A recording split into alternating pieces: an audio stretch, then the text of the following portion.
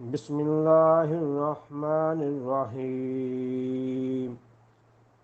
اللہ کے نام سے شروع جو نہایت مہربان بہت رحم کرنے والا ہے۔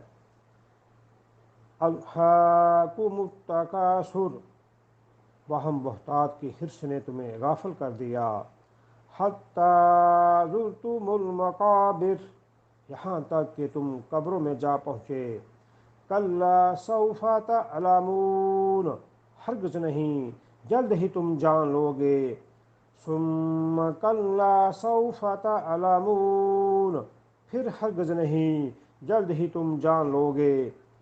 کلا لو تعلمون علم الیقین، ہرگز نہیں اگر تم یقینی علم کے ساتھ جان لو۔ لا ترون الجحیم، تم ضرور دوزخ کو دیکھو گے۔ ثم لترونها عین الیقین، پھر تم اسے ضرور یقین کی آنکھ سے دیکھو گے۔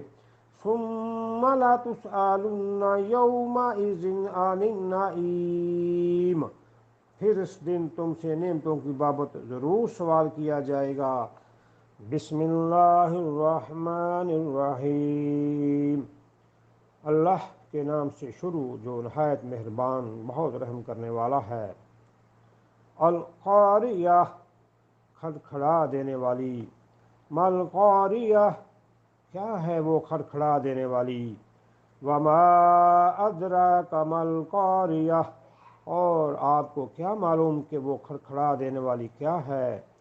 یوم یکون الناس کالفراش المبثوث، جس دن لوگ ایسے ہو جائیں گے جیسے بکھرے ہوئے پروانے۔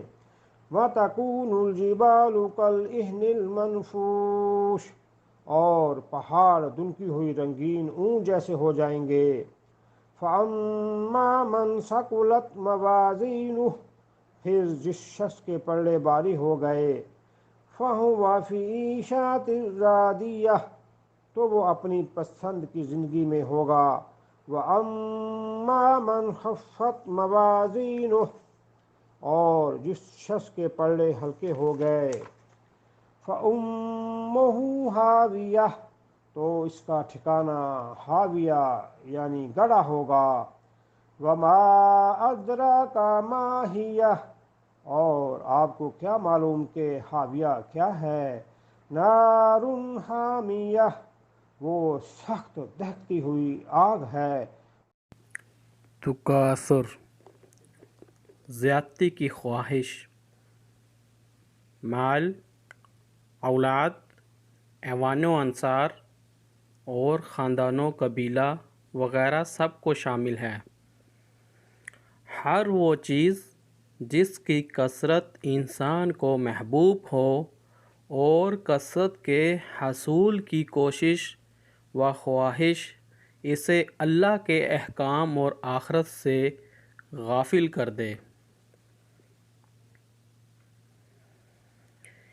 یہاں اللہ تعالیٰ انسان کی اسی کمزوری کو بیان کر رہا ہے جس میں انسانوں کی اکثریت ہر دور میں مبتلا رہی ہے۔ القاریہ، یہ بھی قیامت کے ناموں میں سے ایک نام ہے، جیسے اس سے قبل اس کے متعدد نام گزر چکے ہیں۔